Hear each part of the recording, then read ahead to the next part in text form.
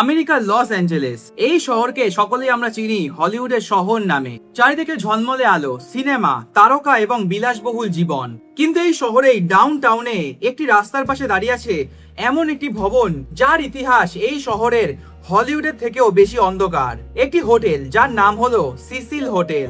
1924 সালে যে ভবনটিকে তৈরি করা হয়েছিল ব্যবসায়ী এবং পর্যটকদের জন্য, সেই ভবনই কয়েক বছর পর পরিচিত হয়ে ওঠে একটি ভয়ঙ্কর নামে, হোটেল ডেথ।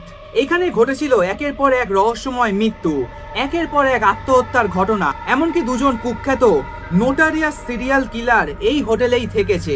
আর 2013 সালে এক তরুণী পর্যটকের ডিসঅ্যাপিয়ারেন্স এবং রুফটপ ওয়াটার ট্যাঙ্কে তার মৃত্যুর ঘটনা পুরো পৃথিবীকে এই হোটেলের দিকে তাকাতে বাধ্য করে। কিন্তু প্রশ্ন হলো, সিসিল হোটেল সত্যি কি হন্টেড, নাকি একের পর এক ভয়ঙ্কর ঘটনা এই হোটেলকে তৈরি করেছে পৃথিবীর অন্যতম ভয়ঙ্কর হোটেল লেজেন্ড হিসাবে? আজ আমরা জানবো লস অ্যাঞ্জেলে অবস্থিত সিসিল হোটেলে ভয়ঙ্কর অজানা এবং রহস্যময় ইতিহাস। সময়টা ছিল 1924 সাল। লস অ্যাঞ্জেলেস তখন দ্রুত বদলাচ্ছে। শহরে আসছে বড় বড় ব্যবসায়ী এবং নতুন কাজের সন্ধানে অসংখ্য মানুষ। এই সময় ডাউনটাউন লস অ্যাঞ্জেলেসে সাউথ মেন স্ট্রিটে তৈরি হলো একটি বিশাল ভবন যার নাম রাখা হলো সিসিল হোটেল। এই ভবনটি তৈরি করা হয়েছিল মূলত রেসপেক্টেবল মিডিল ক্লাস ট্রাভেলার্স এবং বিজনেস ভিজিটরদের কথা মাথায় রেখে। তখনকার সিসিল হোটেল এবং আজকের সিসিলের মধ্যে ছিল আকাশ পাতাল পার্থক্য। পুরো হোটেলটা জুড়ে ছিল মার্বেল লবি, সাজানো ইন্টেরিয়ার, এমনকি সেই সময়ের জন্য যথেষ্ট লাক্সারিয়াস প্রিমিয়াম একটি পরিবেশ। হোটেলের মালিকরা ভেবেছিলেন এই হোটেল ডাউনটাউন লস অ্যাঞ্জেলেসের অন্যতম প্রেস্টিজিয়াস হোটেল হয়ে উঠবে, কিন্তু তারা তখনও অনুমান করতে পারেনি আর মাত্র কয়েক বছর পর আমেরিকায় শুরু হবে দি গ্রেট ডিপ্রেশন। 1929 সাল, ওয়াল স্ট্রিট ক্র্যাশ, তারপর শুরু হলো আমেরিকায় গ্রেট ডিপ্রেশন। অসংখ্য মানুষ চাকরি হারালেন, ব্যবসা বন্ধ, আর ডাউনটাউন লস অ্যাঞ্জেলেসের পরিবেশও তখন ধীরে ধীরে বদলাতে শুরু করে।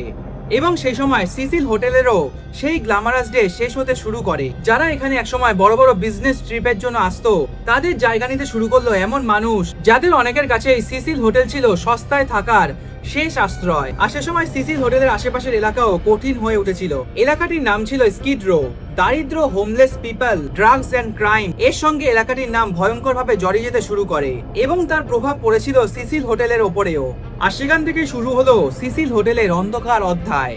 1931 সালে ডাব্লুকে নর্টন নামের এক অতিথি পয়জন ক্যাপসুল খেয়ে সেই হোটেলেই আত্মহত্যা করেছিলেন।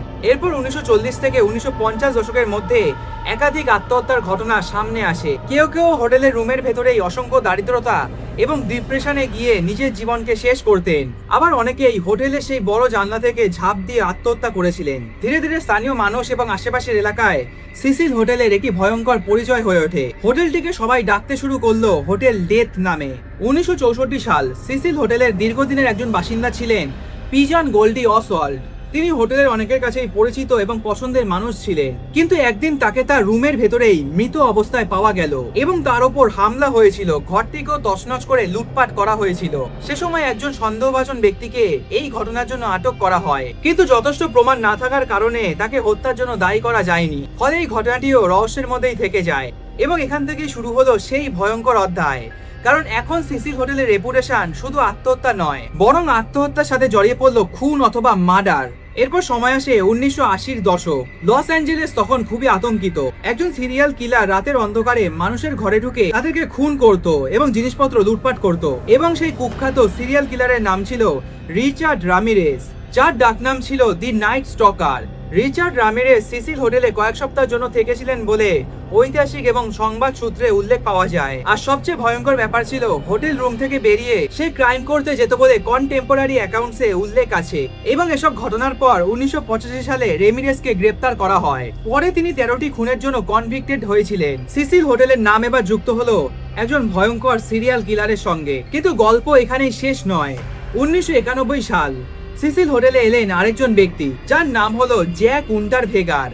অস্ট্রিয়ার সেই ব্যক্তি আগে থেকেই একজন মার্ডারার হিসাবে কনভিক্টেড হয়েছিলেন। পরে সে প্রিজিয়ান বা জেল থেকে মুক্তি হওয়ার পর একজন জেনারেলিস্ট হিসাবে পরিচিত হন এবং লস অ্যাঞ্জেলে এসে সিসিলি হোটেলেই ওঠে। কিন্তু 1991 সালে লস অ্যাঞ্জেলেসে থাকার সময় তিনি আবার মার্ডার করতে শুরু করে। তার বিরুদ্ধে 3 জন সেক্স ওয়ার্কারকে হত্যার অভিযোগ এবং পরে তিনি অস্ট্রিয়াতে এসব হত্যার জন্য কনভিক্টেড হন। সেই সময় সিসিল হোটেলের পরিচয় হয়ে ওঠে এমন একটি হোটেল হিসাবে যেখানে একজন সিরিয়াল কিলার নয়, বরং ভয়ঙ্কর দুজন নোটেরিয়াস সিরিয়াল কিলারের সঙ্গে সিসিল হোটেলের নাম জড়িয়ে পড়ে। এছাড়া এর আগে আত্মহত্যা, মার্ডার, খুন, ছিনতাই এসবের সঙ্গে তো সিসিল হোটেলের নাম যুক্তই ছিল। দীর্ঘদিন ধরে এসব ঘটনা চলার ফলে সিসিল হোটেলের রেপুটেশন সাধারণ কোনো হোটেলের মতো থাকলো না। মানুষ প্রশ্ন তুলতে শুরু করলো, এই জায়গার মধ্যে সত্যি অস্বাভাবিক কিছু একটা আছে। তবে এখানে একটি বিষয় পরিষ্কার করে রাখা জরুরি, সিসিল হোটেলকে হন্টেড বলা হয়। অনেক প্যারানরমাল অ্যাক্টিভিটিরও দাবি করা হয়েছে।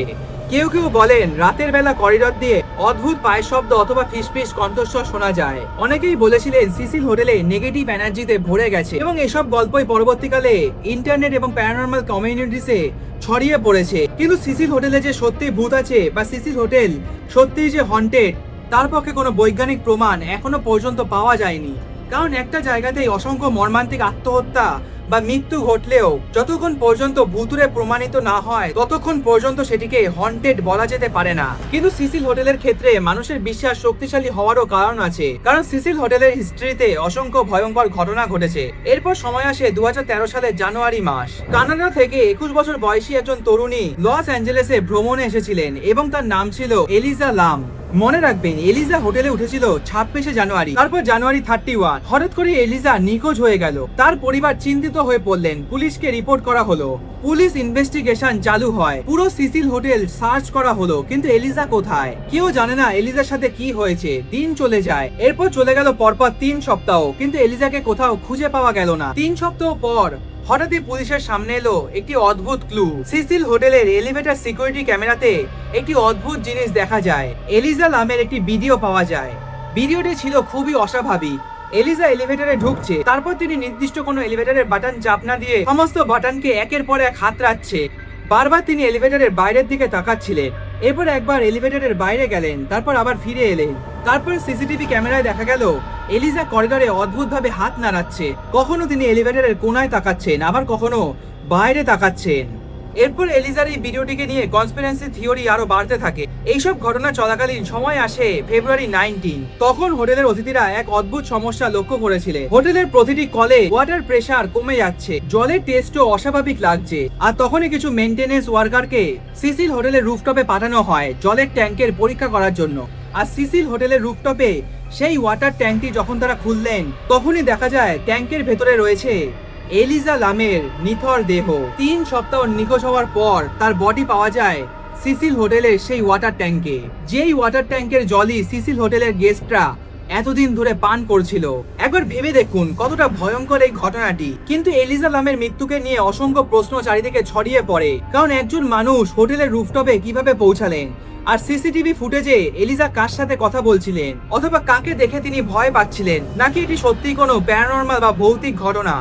প্রথম দিকে ইনভেস্টিগেটরদের কাছে এই ঘটনাটি অনেক বেশি সাসপেসিয়াস বলে মনে হচ্ছিল, কিন্তু তদন্তের পরে একটি অদ্ভুত বিষয় সামনে এলো। লস অ্যাঞ্জেলেস কান্ট্রি মেডিকেল এক্সামাইনরা এলিজা ল্যামের ডেথকে অ্যাক্সিডেন্টাল ড্রাউনিং ডেথ হিসেবে ক্লাসিফাইড করে, আর তার উপর নাকি এলিজার ছিল বাইপোলার ডিসঅর্ডার, অর্থাৎ এটি এলিজার মৃত্যুর সঙ্গে সিগনিফিকেন্ট কন্ট্রিবিউটিং ফ্যাক্টর হিসেবে উল্লেখ করা হয়।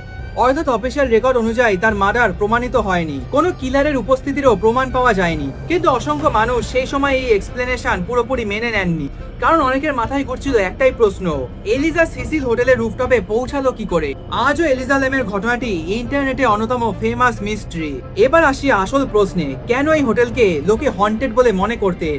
কারণ 1925 সালে সিসিল হোটেল তৈরি করার পর একটার পর একটা ভয়ঙ্কর ঘটনা। 1930 দশকের সময় থেকে একাধিক আত্মহত্যার ঘটনা, 1980 দশকে ভয়ঙ্কর সিরিয়াল কিলার রিচার্ড রামিরেজ থাকার ঘটনা, এরপর 1991 সালে জ্যাক উন্টারভেগার।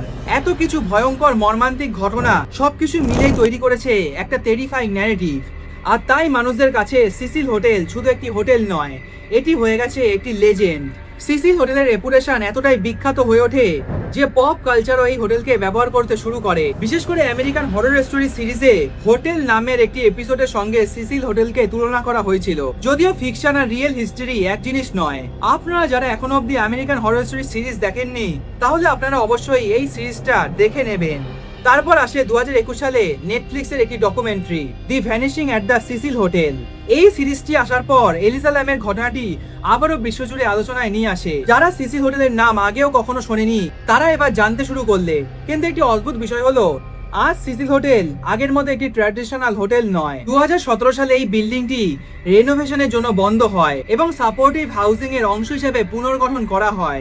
অর্থাৎ যে বিল্ডিংটি একসময় লাক্সারিয়াস হোটেল, তারপর হোটেল অফ ডেথ নামে পরিচিত হলো, আজ সেই হোটেলের একটি বড় অংশ মানুষের থাকার জন্য ব্যবহৃত হয়।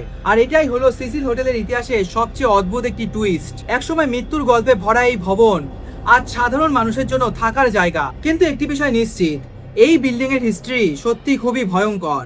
সিসিল হোটেল আমাদের মনে করিয়ে দেয় কখনো কখনো সবচেয়ে ভয়ঙ্কর গল্পের জন্য কোনো ভূতের গল্পের প্রয়োজন হয় না, কারণ মানুষের বাস্তব ইতিহাসই যথেষ্ট ভয়ঙ্কর হতে পারে। লস অ্যাঞ্জেলেসের সেই পুরনো বিল্ডিং আজও অসংখ্য মানুষের মনে একটি প্রশ্ন রেখে গেছে, সিসিল হোটেলের দেওয়ালে আসলে সত্যি কত গল্প লুকিয়ে আছে।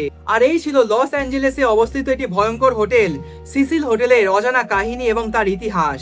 আজকের এই ভিডিওটি যদি ভালো লেগে থাকে তাহলে অবশ্যই একটি লাইক করবেন, কমেন্ট করে অবশ্যই আপনাদের মতামত জানাতে ভুলবেন না। আমি সুপ্রিয় ছিলাম আপনাদের সাথে। খুব শীঘ্রই দেখা হবে পরবর্তী একটি নেক্সট এপিসোডে। ভালো থাকবেন এবং সুস্থ থাকবেন।